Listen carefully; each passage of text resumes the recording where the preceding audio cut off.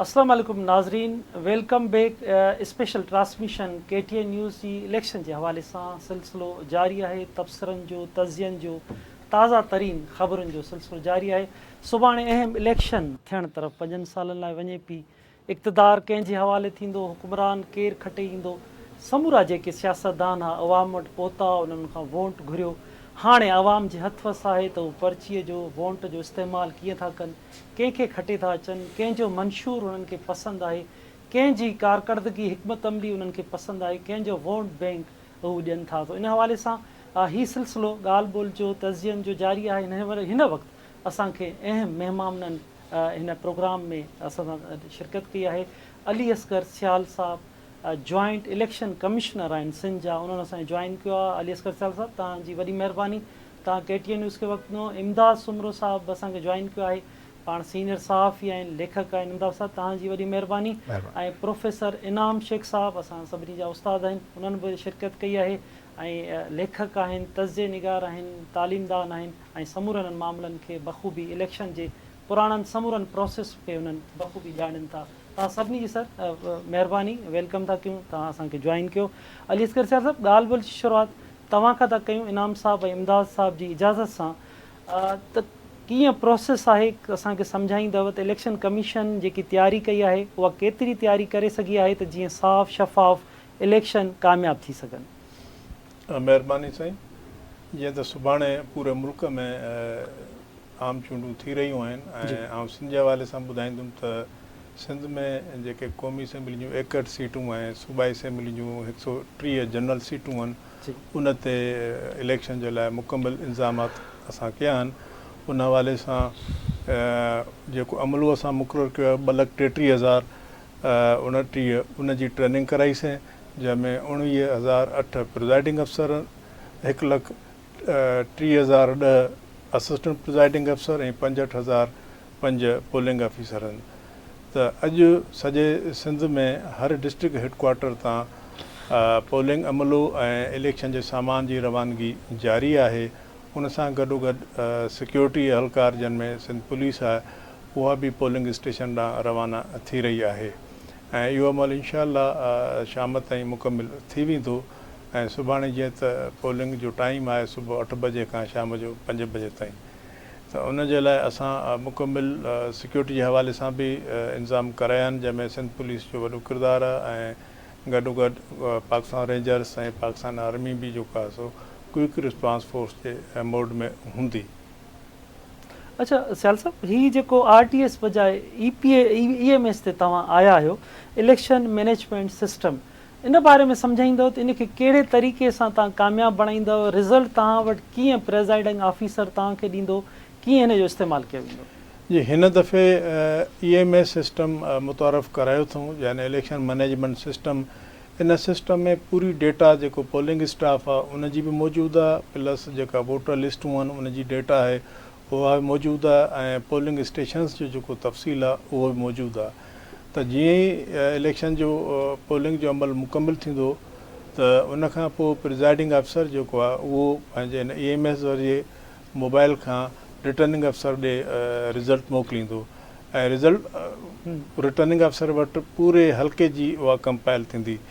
त जे इंटरनेट जो इशू अचे थो त असां ऑफलाइन फैसिलिटी बि रखी आहे, त रिज़ल्ट जो कमु मुतासिर न थींदो ऐं इंशाअल्लाह इहो टाइमली असां जेको मरकज़ी कंट्रोल रूम आहे इस्लामाबाद में, उते इहो रिज़ल्ट जेके आहिनि पहुचणु शुरू थींदा। अच्छा सियाल साहब, तव्हां खां ई त मैजिस्ट्रेट जा पावर बि ॿुधो आहे, इतला आहिनि त मिलिया आहिनि तव्हां प्रिज़ाइडिंग ऑफिसर्स खे? जी हाँ, न सिर्फ़ु प्रिज़ाइडिंग अफ़सर खे पर जेको आहे सो रिटर्निंग अफ़सर आहे या डिस्ट्रिक्ट रिटर्निंग अफ़सर आहे, उनखे इलेक्शन कमीशन ऑफ पाकिस्तान तरफ़ां फर्स्ट क्लास मैजिस्ट्रेट जा पावर ॾिना विया आहिनि। इन जो मक़सदु इहो ई आहे त जेको पोलिंग जो अमल आहे उहो पुरअमन तरीक़े सां जारी रहे ऐं पोलिंग स्टेशन ते का बदमज़गी पैदा थिए थी लॉ एंड ऑर्डर जे हवाले सां, त प्रिज़ाइडिंग अफ़सर उहो अख़्तियार इस्तेमालु करे पोलिंग खे पुरअमन तौरु हलाए। उन हवाले सां हू जेको सिक्योरिटी इंचार्ज हूंदो पोइ हर पोलिंग स्टेशन ते, त उन जी हेल्प वठंदो ऐं पोलिंग खे पुरअमन हलाइण जे लाइ इहा प्रिज़ाइडिंग अफ़सर जी ज़िम्मेवारी आहे ऐं उहो यकीन दयानी उन्हनि कराई आहे। अच्छा सियाल साहब, कोड ऑफ कंडक्ट ते कीअं अमल थी सघंदो? कोई किथां शिकायतूं बि अचनि पियूं तव्हां वटि? जी हा, कोड ऑफ कंडक्ट जेको आहे ज़ाब्ता इख़लाक़ इलेक्शन कमीशन ऑफ पाकिस्तान जारी कयो ऐं इहो जेको इलेक्शन मुहिम जो पीरियड हुयो उहो 14 जनवरी खां 6 जनवरी ताईं यानी 24 ॾींहं इहो जारी रहियो। इन हवाले सां सिंध में असां हर ज़िले ते हिकिड़ो डिस्ट्रिक्ट मॉनिटरिंग ऑफिसर मुक़ररु कयोसीं यानी 30 DMOs उन्हनि कमु कयो ऐं उन सां गॾु हर सूबाई हल्के ते 2 ऑफिसरनि ते मुश्तमिल मॉनिटरिंग टीम्स बि आहिनि यानी टोटल 130 मॉनिटरिंग टीम्स बि कमु कयो आहे। उन में तक़रीबन असांखे जेको आहे सो 500 खां मथे वायोलेशन्स रिपोर्ट थियूं जिन में 7 जॻहियुनि ते DMOs जेको आहे सो जुर्माना बि आयद कया ऐं किथे उन्हनि नोटिस बि इशू कया, एक्सप्लेनेशन्स ॾिनियूं, वार्निंग्स ॾिनियूं ऐं काफ़ी जॻहियुनि ते हर ज़िले में जेके एक्स्ट्रा साइज़ जा बैनर्स हुया, पोस्टर्स हुया, उहे बि म्यूनिसिपल इंतज़ामिया जी मदद सां लाराया विया ऐं पेनाफिलेक्स जी त मुकमिल इजाज़त कोन हुई ऐं जिते जिते बि पेनाफिलेक्स हुया त उहो DMOs पंहिंजे मॉनिटरिंग टीम जे ज़रिए उहे उतां हटाया। अच्छा, ॻाल्हि ॿोल जो सिलसिलो सियाल साहब पाण जारी रखूं था। इनाम शेख साहब असां सां गॾु आहिनि। इनाम साहब, मुक़ाबले खे तव्हां विज़िट कयो, सॼी सिंध खे ॾिठो आहे, कीअं था ॾिसो तव्हां मुक़ाबिलो केतिरो हिन भेरे सख़्तु तव्हांखे नज़र अचे? मुंहिंजो ख़्यालु आहे पंहिंजो असलम त मुक़ाबिलो को हर यानी पोलिंग हिन ते कॉन्स्टिट्यूएंसी ते त सख़्तु नज़र कोन थो अचे, अलबत्ता काफ़ी हंधनि ते मुक़ाबिलो, मिसाल तौर ते हाणे जामशोरो ज़िलो आहे उन में को एॾो मुक़ाबिलो नज़र नथो अचे। दादूअ में बि शायदि कुझु हिकिड़ा 2-4 अहिड़ा ज़िला आहिनि जिन जे लाइ तव्हां चई सघो था। माना दादू में मेहड़ वारो पासो लियाकत जतोई साहब जी सीट सारी उहा आहे। बाक़ी कुझु अहिड़ा ज़िला आहिनि जिते मिसाल ठटो थियो या कुझु जिते हिकिड़ी क्लियर एडवांटेज हासिलु आहे अॻूणी हुकमरान पार्टीअ खे, पर हर ज़िले में जेको आहे सो या त सूबाई जी 1-2 या त नेशनल असेंबली जी 1, उन ते मुक़ाबला ज़रूरु आहिनि। उन में छा आहे जो जेका हिन दफ़े पीपल्स पार्टी जे मुख़ालिफ़ धुरियुनि उन्हनि जेका हिकमत अमली ठाही आहे उहे इन सक्सेसफुल रहिया आहिनि त तक़रीबन हर पीपल्स पार्टी जे कैंडिडेट जे साम्हूं हिकिड़ो ई कैंडिडेट GDA या JUI या नेशनलिस्ट मिली करे उनजो हिकिड़ो हुजे त उनजो इहो फ़ाइदो थियो आहे त काफ़ी हंधनि ते मुक़ाबिला आहिनि, ठीकु ठाक मुक़ाबिला आहिनि। बाक़ी हाणे इहो कोन्हे त को वॾो मूंखे नथो इम्पैक्ट नज़र अचे चूंडुनि ते, उनजा रिज़ल्ट्स को एॾा वॾा शायदि तब्दील न थींदा माज़ीअ जे भेट में, पर कुझु सरप्राइज़ ज़रूरु हूंदा।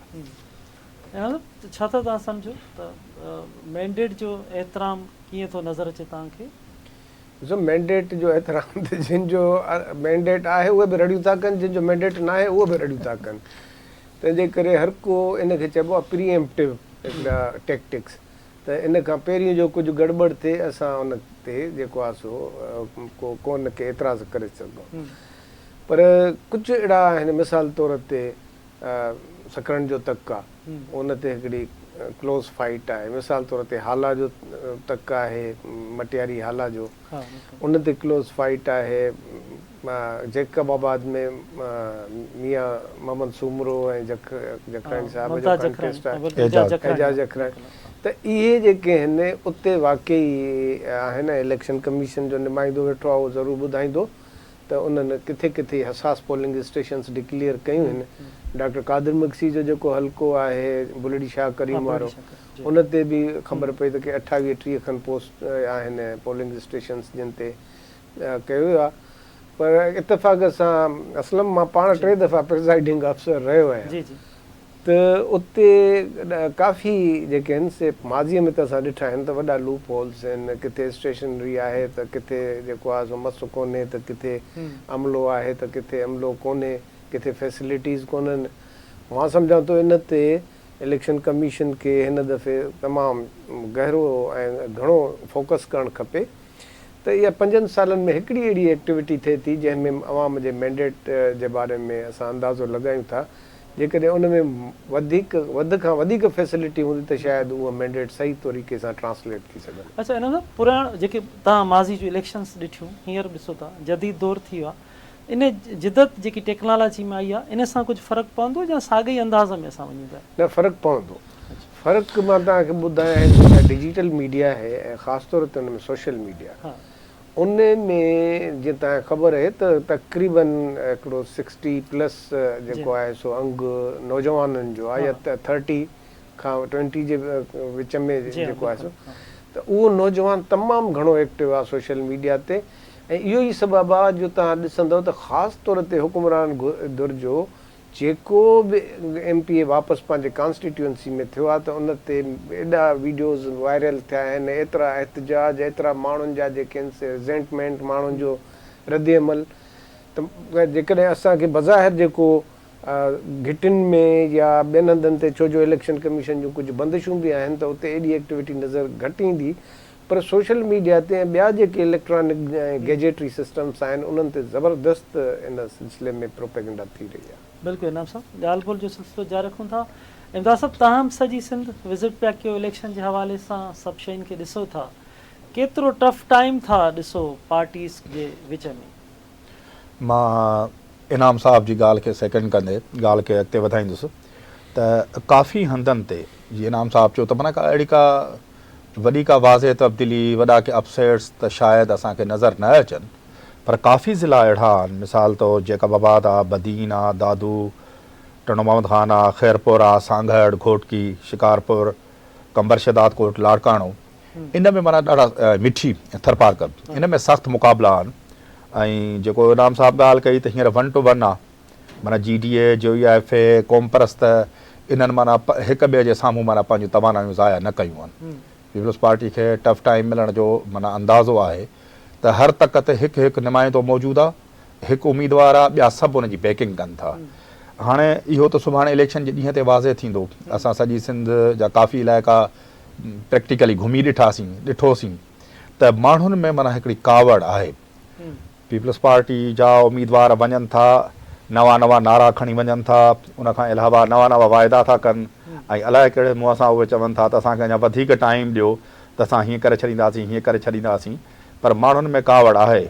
नौजवाननि में ख़ासि तौर ते जीअं सोशल मीडिया उन्हनि खे एजुकेट कयो आहे, कन्वेंशनल मीडिया उन्हनि खे एजुकेट कयो आहे त जिते बि ख़ासि तौर ते हुकुमरान धुर सां तालुक़ रखंदड़ जेके माण्हू वञनि था, उम्मीदवार वञनि था, त उन्हनि खां सख़्तु सुवाल थियनि था।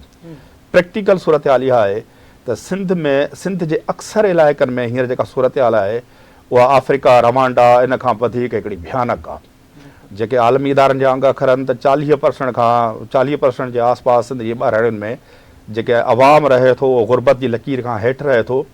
पर असलम साईं प्रैक्टिकल सूरत हाल इहा आहे त 80% जे क़रीब जेके सिंध जा माण्हू आहिनि उहे गुरबत जी लकीर खां हेठि आहिनि। उन्हनि वटि तालीम न आहे, सिहत न आहे, साफ़ु पाणी उन्हनि वटि कोन्हे, को गंदे पाणी जे निकाल जो को सिरिश्तो कोन्हे, अमन अमान कोन्हे, मेरिट जी संगीन वायोलेशन आहे।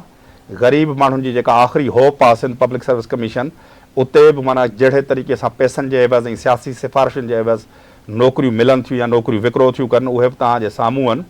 असांजी सॼी जेका लाड़ पट्टी आहे उहा गुटके, माए ऐं कैंसर जी बीमारियुनि में मुब्तला आहे।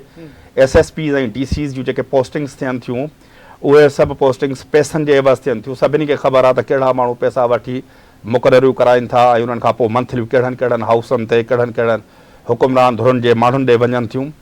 सिस्टम जे नाले सां हिकिड़ो कराची खां वठी पूरे सिंध में हिकिड़ो माना हिकिड़ो स्टेट विदिन स्टेट जे नाले सां हिकिड़ा क्रिमिनल माण्हू सिंध जे मथां नाफ़िज़ कया विया आहिनि, जेके सिस्टम हलाइनि था। बज़ाहिर तव्हांखे DC SSP नज़र अचनि था, कमिश्नर नज़र अचे थो, सेक्रेटरी नज़र अचनि था, पर उहे क्रिमिनल माण्हू सिंध जे अवाम जे मथां माना थापियल आहिनि जेके उहो सिस्टम हलाइनि था। हाणे ॾिसजे त जेको अवाम आहे उनजो रिएक्ट कीअं थो करे इलेक्शन वारे ॾींहं ते, सुभाणे कीअं थो रिएक्ट करे, ऐं इहे जिन माण्हुनि उन्हनि जी ज़िंदगीअ खे ख़राबु कयो आहे उन्हनि जे ख़िलाफ़ु उन्हनि जो रिएक्शन कीअं थो अचे, इहो सुभाणे ॾिसंदासीं। तव्हांखे सुभाणे नज़र अचे थो त एंटी पीपल्स पार्टी वोट एॾी वॾी तादाद में आहे जो हू वॾी अक्सरियत सां उन जा जेके मुख़ालिफ़ खटे ईंदा?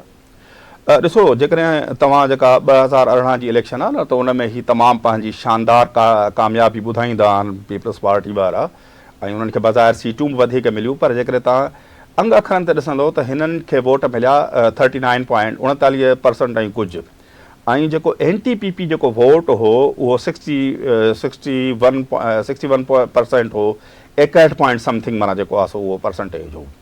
त NTPP वोट हर तक में मौजूदु आहे। हाणे ज़रूरत सिर्फ़ु इन ॻाल्हि जी आहे, ॾिसणो इहो आहे त उहो NTPP वोट कहिड़े तरीक़े सां यूटिलाइज़ उन जा जेके नुमाइंदा जेके माण्हू उन्हनि जे साम्हूं वेठा आहिनि उनखे सही माना में उनखे बाक़ाइदे सही तरीक़े सां यूटिलाइज़ कीअं था करे सघनि। छो जो हिकिड़ी माना आवाम जो ग़म गुस्सो सोशल मीडिया ते ॿियनि हंधनि ते नज़र अचणु हिकिड़ी अलॻि शइ आहे, ऐं इलेक्शन जी जेका सियासत आहे या जेका तक जी सियासत आहे उहा हिकिड़ी अलॻि शइ आहे। जिन उम्मीदवारनि NTPP जिन उम्मीदवारनि साईं ज़ैन शाह थी वियो, मौज़म अब्बासी, डॉक्टर सफ़दर अब्बासी, बशीर मेमण साहब, जलाल शाह जामोड़ साहब, जिन माण्हुनि पंहिंजे तक खे टाइम ॾिनो आहे, तक में वेठा आहिनि, अवाम जे ॾुख सुख में शरीक रहिया आहिनि, त उहे उन कावड़ खे पंहिंजे वोट में तब्दील कनि था। पर उहे माण्हू उहे नुमाइंदा भली उन्हनि जो केतिरो बि वॾो नालो छो न हुजे, जेकॾहिं उहे साल माना 4 साल 11 महीना ख़ामोश रहंदा ऐं आख़िरी महीने में अची उम्मीदवार थी बीहनि था त उन्हनि खे उहा वोट नथी मिले, ऐं उहा जेका कावड़ आहे या उहा जेका मुखालफ़त आहे उनखे हू पंहिंजे वोट में या पंहिंजी हिमायत में तब्दील करण में अक्सर असांखे नाकाम नज़र ईंदा आहिनि। बिल्कुलु इमदाद साहब सही था चओ। अली असगर सियाल साहब, पाण अगरि सुभाणे जी सूरत हाल ते ॻाल्हि ॿोल कयूं था त प्रिज़ाइडिंग ऑफिसर EMS जेको तव्हां सिस्टम नओं आंदो आहे, इंटरनेट जी छा पोज़ीशन हूंदी या तव्हांजो पंहिंजो सिस्टम हूंदो उन जे ज़रिए हू फ़ोटू कढी तव्हां ॾे उमाणींदा? अगरि इंटरनेट जेको इशू थिए थो त उनजो कहिड़ो तव्हां हल कढी सघंदव? ऐं ॿियो जेके हसास पोलिंग स्टेशन्स आहिनि उन ते सिक्योरिटी जा बंदोबस्त तव्हां इंतिहाई सख़्तु अंदाज़ में कीअं मुमकिन बनाया आहिनि? साईं, इंटरनेट जे हवाले सां पाकिस्तान टेलीकम्युनिकेशन अथॉरिटी इहा असांखे यकीन ॾियारी आहे त इंटरनेट जेको आहे सो बंदि कान थींदी।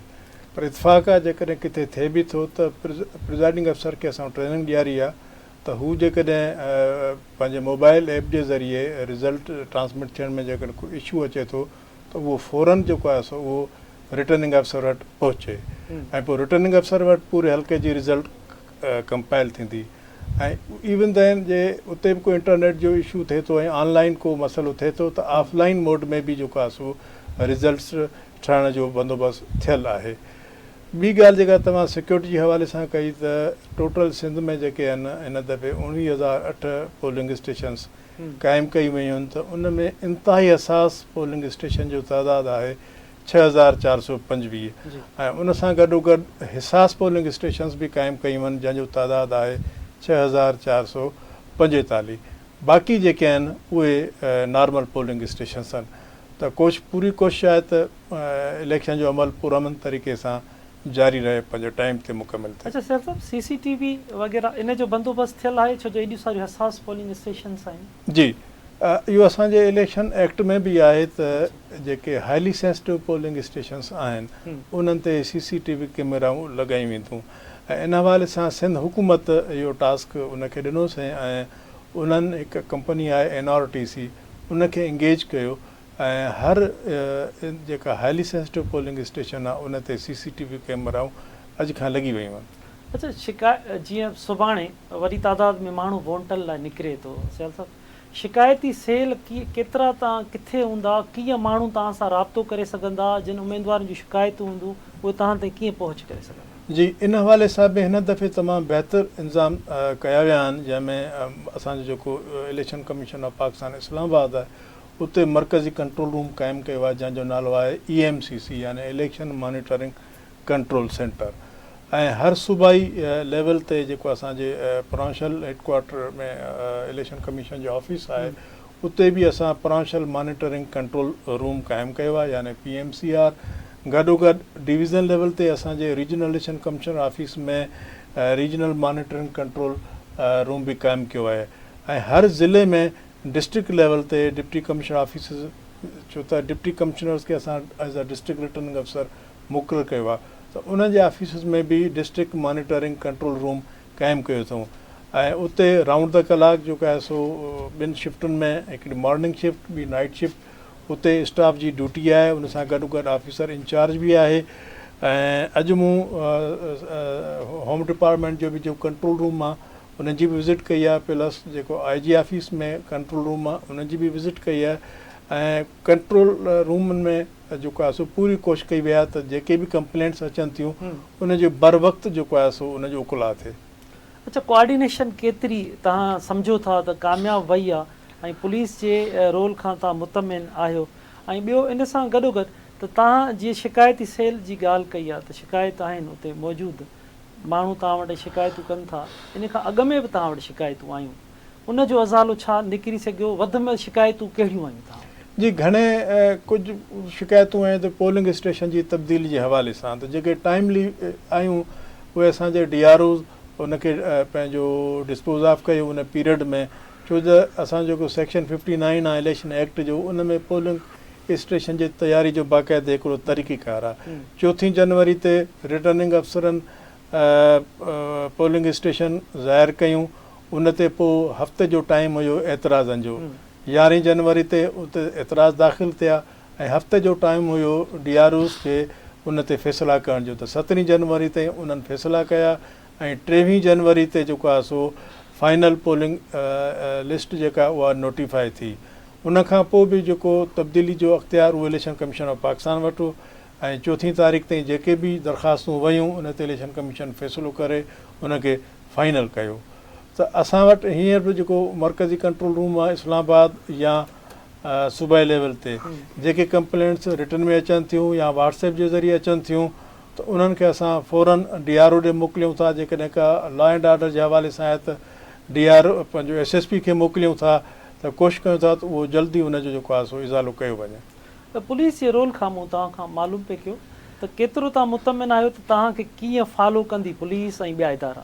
जी सिंध पुलिस जो तावन बिल्कुलु आहे असां सां, ऐं इन हवाले सां हाई लेवल ते मीटिंग्स बि थियूं आहिनि IG सिंध ऐं चीफ सेक्रेटरी लेवल ते, ऐं उन्हनि पूरी यकीन दयानी कराई आहे त सिंध पुलिस जो पंहिंजी जेको आहे सो ड्यूटी फुल तरीक़े सां इलेक्शन जे हवाले सां अंजाम ॾींदी।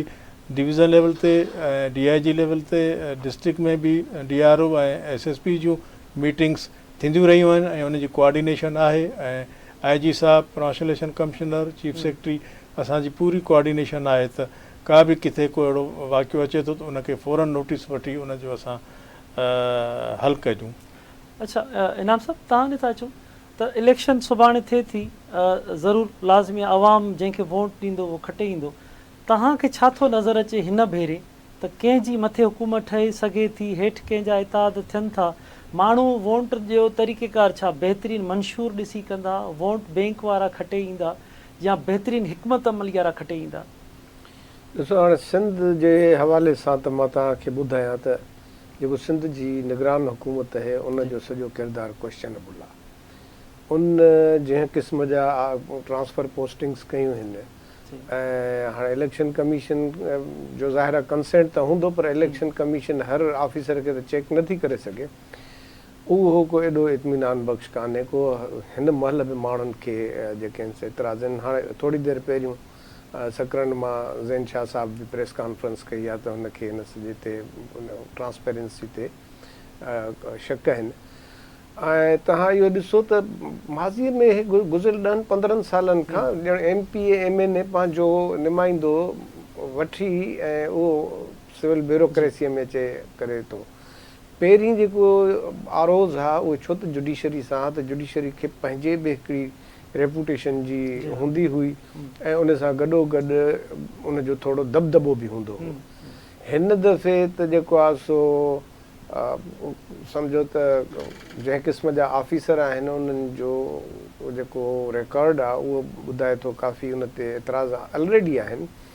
ऐं बाक़ी रही इन सॼे सिस्टम में रहंदे जेके जंहिं क़िस्म जा कैंडिडेट्स ईंदा या जेका पार्टी ईंदी, मां सम्झां थो त पीपल्स पार्टी खे एडवांटेज त ज़रूरु हासिलु आहे, पर ईअं अनअटेंडेड न हूंदी। उनजो तव्हां ॾिसो त पीपल्स पार्टी जे हिकिड़ो त अंदरि हर दौर में हिकिड़ो ग्रुप रहियो आहे जेको कॾहिं PP पार्लियामेंटनि ठाहे हलियो थो वञे, कॾहिं का ॿी शइ, इहो हर वक़्तु मौजूदु आहे, हाणे बि आहे ऐं मुस्तक़बिल में बि रहंदो।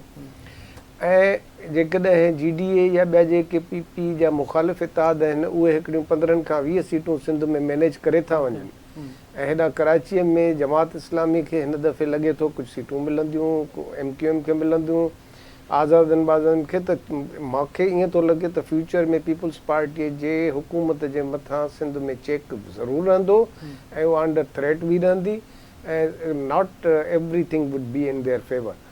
त बाक़ी मुल्की हवाले सां बि कुझु जेको मंज़रनामो चिटियो वियो आहे या जंहिं क़िस्म जा असांखे अचनि था पोल्स, पब्लिक पोल्स, उन में नवाज़ लीग खे नेशनल असेंबली में लॻे थी एडवांटेज लॻे थी, मुख़्तलिफ़ ऐं उन जा जेके इत्तेहादी हिन इस्तेकाम पार्टी ॿियूं जेके उन्हनि खे, त फ्यूचर जा जेके मुबसर आहिनि हालात आहिनि उहे इहो ई था ॿुधाइनि त सेंटर में एज हुननि खे रहंदी, सिंध में पीपल्स पार्टीअ खे हूंदी, पर सिंध में पीपल्स मूंखे लॻे थो कुझु अपसेट्स अहिड़ा थींदा जेके असां अॼु सोचे बि नथा सघूं। ठीकु आहे। इमदाद साहब सीनियर सहाफ़ी आहियो तव्हां, शयुनि खे वेझे खां ॾिसो बि था, लिखो बि था तव्हां पिया, त जेको कुझु असीं तज़िया करे रहिया आहियूं, जेको आम माण्हू ॿुधाए पियो थिए मथे ईंदो, छा इहे ई नतीजा ईंदा या इन खां बिल्कुलु चेंज ईंदा? छो जो सियासत जमहूरियत उहो इस्तेकाम आहे, त मुआशी इस्तेकाम बि तॾहिं ई मुमकिन थी सघंदो जमहूरी तौर ते मज़बूत थियूं, त छा था सम्झो इहे ई नतीजा ईंदा या बिल्कुलु इन जे तब्दील बि थी सघनि था? मथे मर्कज़ में त इहे ई नतीजा असांखे नज़र अचनि था जेके ऑलरेडी अनाउंस थियल आहिनि। बाक़ी सिंध जी जेसि ताईं सूरत हाल आहे त जेका हुकुमरान धुर आहे 15 सालनि में जंहिं पंहिंजी नाहलीअ जा सभु रिकॉर्ड तोड़े छॾिया आहिनि, करप्शन जा सभु रिकॉर्ड तोड़े छॾिया आहिनि, बैड गवर्नेंस जा रिकॉर्ड क़ाइमु कया आहिनि, एंटी मेरिट जेके पॉलिसियूं उन मुतारिफ़ करायूं आहिनि, उनखे तक़रीबन अक्सरियती तकनि में स्मूथ सेलिंग न मिलंदी। मतिलबु ईअं न आहे त को भोतार ईंदो अपोज़ उहो बग़ैर के मुक़ाबले जे उनखां को पुछाणो कोन थींदो या उनखे को टफ टाइम न मिलंदो, ईअं ई खटे वेंदो। हिन महिल उहा सूरत हाल असांखे तब्दील थींदे नज़र अचे थी। सो थोरे घणे फ़र्क़ सां 2018 जी जेका आहे सा नतीजा उहे असांखे रिपीट थींदे नज़र अचनि था, पर कुझु तकनि ते वॾा सरप्राइज़िस बि नज़र अचनि था।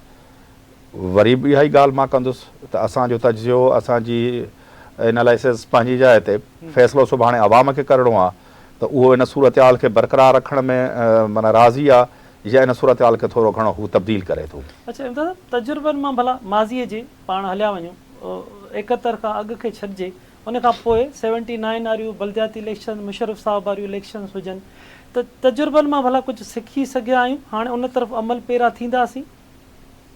बदकिस्मती सां ईअं न आहे।